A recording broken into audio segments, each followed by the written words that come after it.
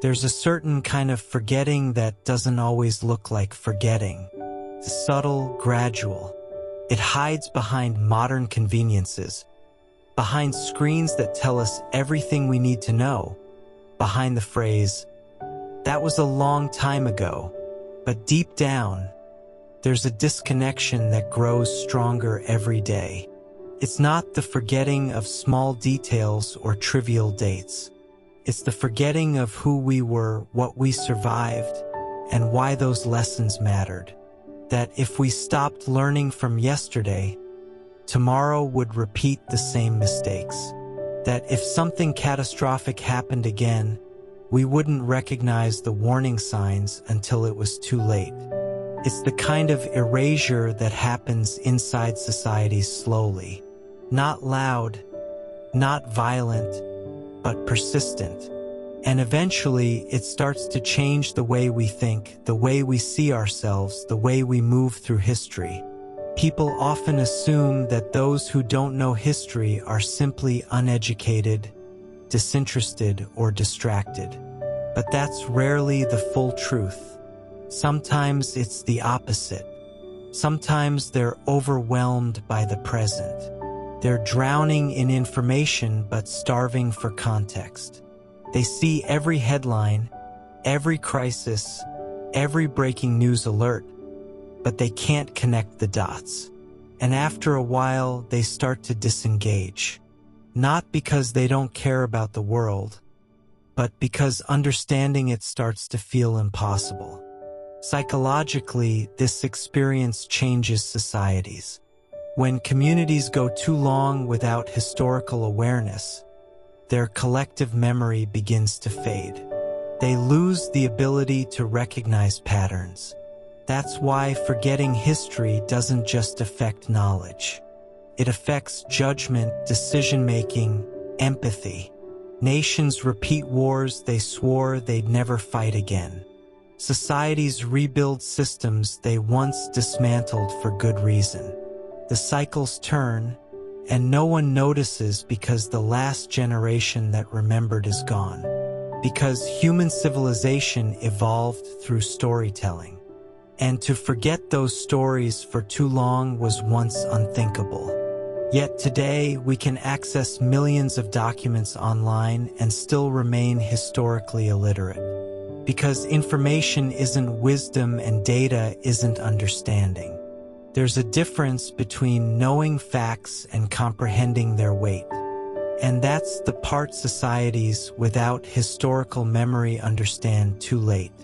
Most didn't choose this path overnight.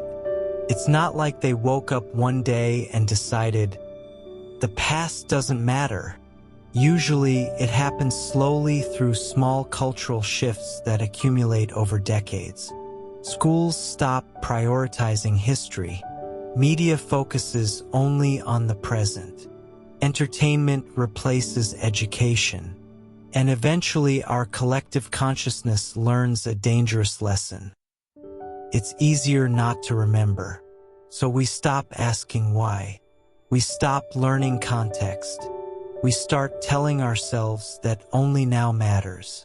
And at first we might even believe it because presentism can feel liberating for a while. It gives us permission to ignore complexity.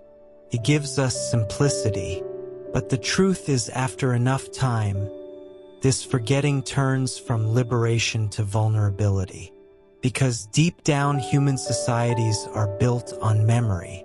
Even the most progressive culture still needs to understand where it came from, what it escaped, what it built through centuries of trial and error. But when we've gone generations without that, something dangerous begins to happen inside. Our collective dialogue becomes shallow.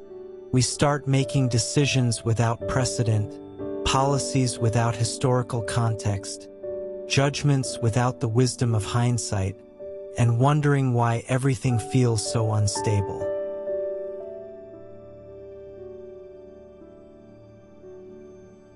Sometimes we convince ourselves progress means leaving the past behind.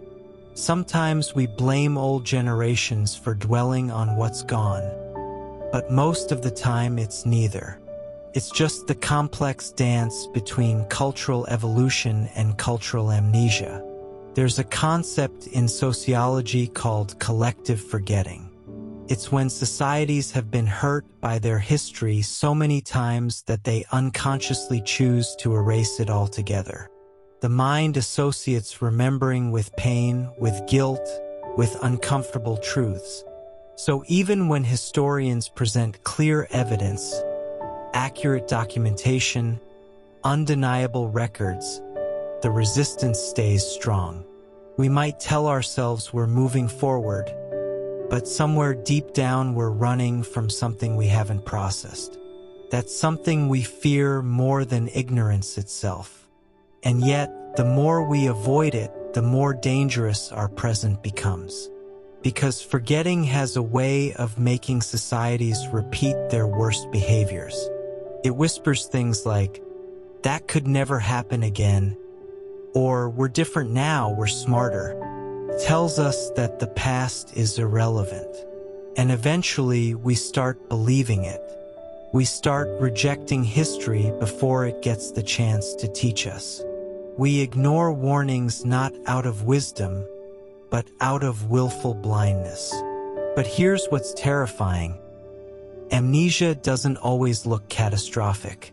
Sometimes societies without historical memory appear completely functional. They innovate, they build, they grow, they even celebrate their achievements publicly. But deep down they operate in two realities, the one they project and the one they're destined to repeat. They've built a version of progress designed to function without reflection. But that version often feels hollow, like watching a train speed forward on tracks that circle back to the same cliff. It's easy to dismiss people who care about history, to label them as nostalgic, stuck in the past, or pessimistic. But if you listen closely to their warnings, you'll often find a thread of urgent concern.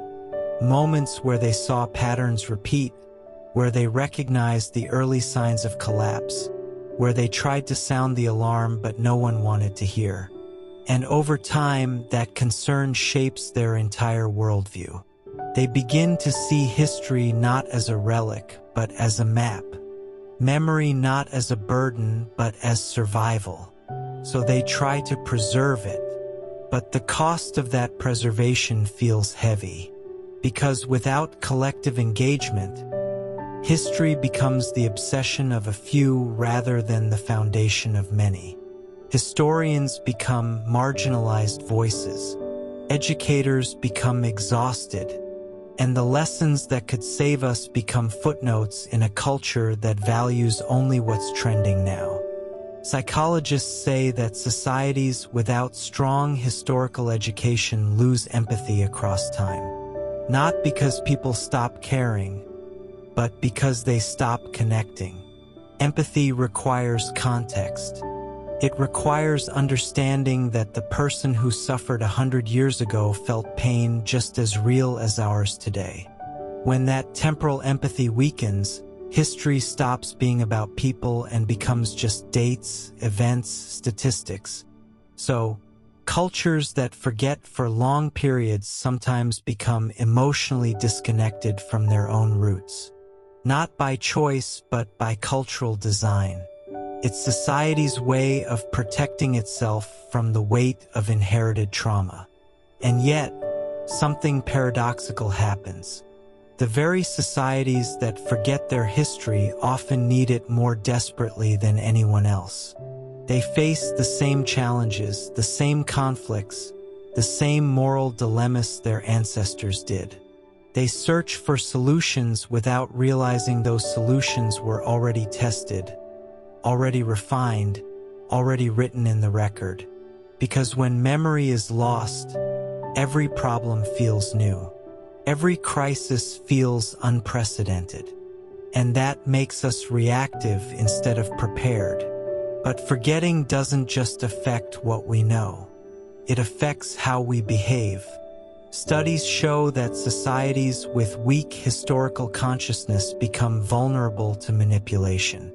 They can't spot propaganda because they don't remember how it worked before.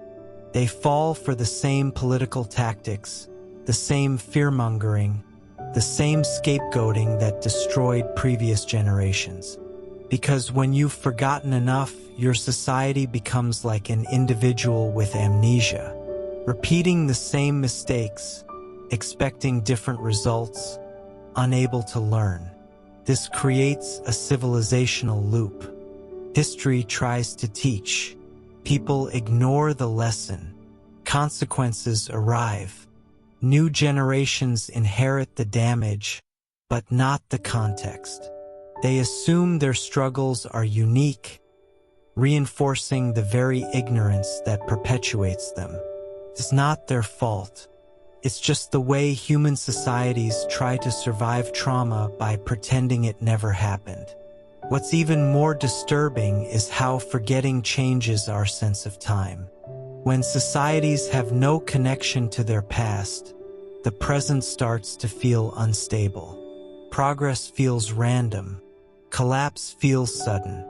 They can't see the slow erosion because they don't know what foundations were laid before. Historians have found that cultures without historical memory literally lose the ability to think long-term. Decades feel irrelevant, centuries incomprehensible. Because when you're disconnected from yesterday, you can't plan for tomorrow. You can only react to today. And yet, within this amnesia, something crucial can emerge because memory, when approached consciously, can also be revolutionary. Some of the most resilient, thoughtful, and morally grounded societies in history were those that actively remembered. The difference is whether that memory is honest or sanitized. Honest memory transforms.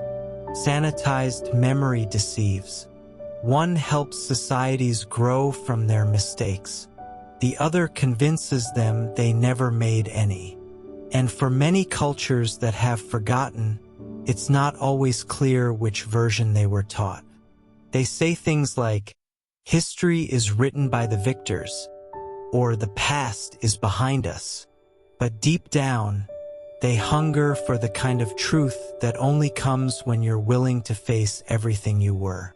The kind where you don't have to defend every decision.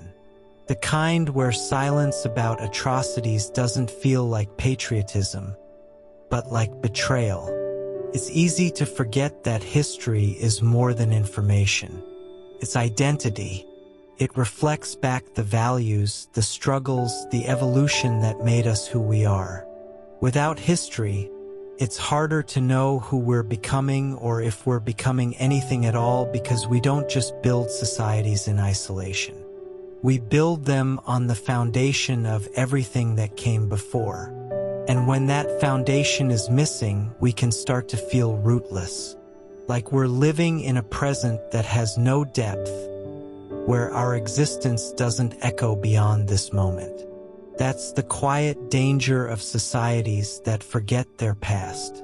Not just the risk of repetition, but the loss of meaning, the loss of identity, the loss of continuity. Yet beneath that danger lies an extraordinary opportunity, because societies that remember learn to see patterns. They understand cause and effect across generations. They're often the ones who prevent wars before they start. They're the ones who protect rights because they remember when those rights were taken. And maybe that's the paradox of collective memory, that those who study history most deeply often make the wisest leaders, if only the rest of society would listen to them first. There's a moment that often comes quietly when a society that's lived too long in historical amnesia begins to realize that ignorance might not be bliss. That maybe, just maybe, stability isn't about forgetting the past, but finally reckoning with it. Because progress, real progress, can only grow where truth already exists. If we don't acknowledge what happened, we'll always sanitize our story. If we think our failures are too shameful to teach, we'll always hide them. And so the cycle continues. Unlearned, unprocessed, unresolved. Societies without historical memory often live in the shadow of propaganda. Moments when narratives were crafted to make certain people heroes and others invisible. Maybe in schools they learned a version of events that felt incomplete, stories that celebrated victory but erased suffering, or lessons that taught pride but never accountability. Over time, they began to wear that incomplete story like armor, believing it completely, convincing themselves that questioning it was unpatriotic. But incompleteness isn't truth. It's the scaffolding of future conflict. When you grow up on a distorted history, you start believing that anything challenging that narrative must be wrong. You begin to reject evidence. You dismiss documentation. You defend myths. And soon you become a defender of something that was never entirely real.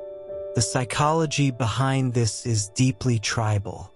Our brains are wired to belong to groups, to nations, to shared stories. It's an ancient survival instinct. But when belonging requires denying truth, when every challenge to the narrative feels like an attack, the brain learns defensiveness as identity. Defensiveness becomes nationalism, and nationalism becomes dangerous forgetting. That's why many societies seem proud on the surface, because their collective identity has been built on a selective memory that celebrates only victories. They live in constant self-protection, defending a version of history that feels safe. What they often don't realize is that the longer they do this, the more fragile they become, not only to external critique but to internal fracture. It's like building a house on a foundation that's half real and half myth. Eventually something shifts. The ground gives way, and the society that refused to face its full story finds itself collapsing under the weight of denied truth. Sociologists sometimes talk about historical debt, the unresolved moral weight that societies carry when they refuse to acknowledge harm. If you've spent decades avoiding reckoning, if you've built monuments to conquerors but not to the conquered, that debt doesn't disappear. It compounds. And even when new generations try to learn the truth, they're met with resistance. Older voices say they're being divisive. They question their loyalty. That's the cruel cost of prolonged forgetting. It doesn't just erase history. It makes honesty feel like betrayal. But here's the thing about collective memory. It can be restored. It's not permanent. Just like a muscle that can regain strength, historical consciousness can rebuild itself slowly through education, through storytelling, through the courage to face uncomfortable truths. It starts with small changes, teaching full history in schools, not just flattering summaries, preserving testimonies from those who were silenced, creating space for difficult conversations instead of shutting them down. It's not about erasing pride or destroying heritage. It's about completing the story, one honest lesson at a time. Because societies don't heal from shame. They heal from acknowledgement. The willingness to say, yes, that happened, and here's what we learned. What many people don't realize is that societies with strong historical memory often have incredible resilience. They adapt quickly. They recognize warning signs. They've studied how systems fail and how they recover. So they understand nuance. They can hold complexity. They know that history isn't about heroes and villains, but about humans making choices in context. That's why superficial patriotism rarely satisfies historians. They crave depth, but they also offer it. So they build cultures with memory, with accountability, with continuity that feels grounded instead of hollow. And those are not unreasonable goals. They're simply necessary. But there's another truth beneath it. Remembering requires courage. And courage feels terrifying when you've spent generations protecting a comfortable lie. You can't build honest societies without confronting painful truths. And that confrontation feels like walking barefoot through broken glass when your identity was built on denial. So many nations avoid it altogether. They say history is settled, but that's rarely true. They're just tired of being challenged. Yet here's the paradox. When societies stop learning altogether, they guarantee the very collapse they feared. They prove their own fragility. That's how the cycle of forgetting perpetuates itself. Not because nations can't face their past, but because the collective ego becomes too afraid to risk the discomfort. But imagine if history wasn't about blame, but about learning. Imagine if memory wasn't something to fear, but something to honor. The truth is, the societies that truly thrive don't require perfect pasts. They require honest presence. They meet complexity where it is. They teach the difficult alongside the triumphant, not as shame, but as maturity. Sometimes the first step isn't finding new heroes. It's acknowledging the full humanity of everyone who came before. The ones who suffered, the ones who fought, the ones who were erased from official narratives but whose lives still shaped everything. When societies honor those voices, something shifts. They start building from wholeness, not selective glory. And that changes everything. There's a strange kind of wisdom that comes when nations stop defending myths and start understanding their full stories. They begin to see that forgetting doesn't protect them. It leaves them vulnerable. For systems that don't just celebrate heritage, but examine it. For national identities that feel like breathing truth, not performing loyalty. Forgetting can become a teacher if we let it. It shows us what kind of future our ignorance creates. It reveals what kind of legacy we're building, and it forces societies to decide whether they want to grow or just survive. Because here's a quiet fact. Nations without memory often become the most dangerous. They develop power without wisdom. They repeat atrocities because they never learned what those atrocities cost. And that danger, though born from amnesia, becomes the very thing that threatens their survival later. The kind of instability that sees not just what a nation projects, but what it refuses to face about itself. But healing from historical amnesia takes time. You can't rush it. You can't legislate it overnight. It starts with education, with curriculum that includes uncomfortable chapters, with museums that tell the whole story, not just the flattering parts. When institutions say, some chapters are too painful to teach, they should answer back, that's exactly why they must be. When political leaders whisper, unity means forgetting division, societies should reply, unity requires remembering why we divided, because culture listens. It adjusts. Collective consciousness changes through repetition, not decree. The more societies value truth, the more they become capable of building something sustainable. And it will, because amnesia is not a permanent condition. It's a choice, a cultural decision that eventually must give way to reckoning if civilization is to survive. The truth is, not remembering history doesn't make societies innocent. It just makes their future more dangerous. But even dangerous trajectories can be powerful starting points. They can be filled with transformation, awakening, and course correction. Some of the strongest democracies, most resilient cultures, and most morally serious nations emerged after confronting their darkest chapters. And when they did, it was deeper, wiser, more grounded because they had learned that truth is the only foundation worth building on. So if you're part of a society that has forgotten its past, please understand this. You're not doomed. You're not beyond redemption. You're just in the middle of a reckoning. History hasn't abandoned you. It's simply waiting for you to turn around and face it. There will come a day when your children will study this era and ask, "What did you do when the truth was finally revealed?" And in that moment, all the years spent defending comfortable lies will demand an answer. You'll realize that forgetting was never protection. It was postponement.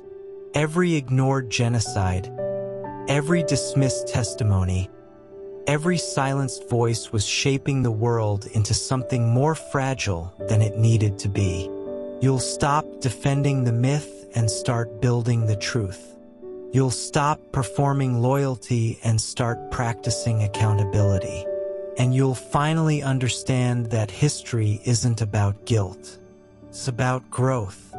It's when societies look at themselves honestly and silently think, "Yes, this happened. Now what will we do differently?" And maybe that's the truest kind of progress there is.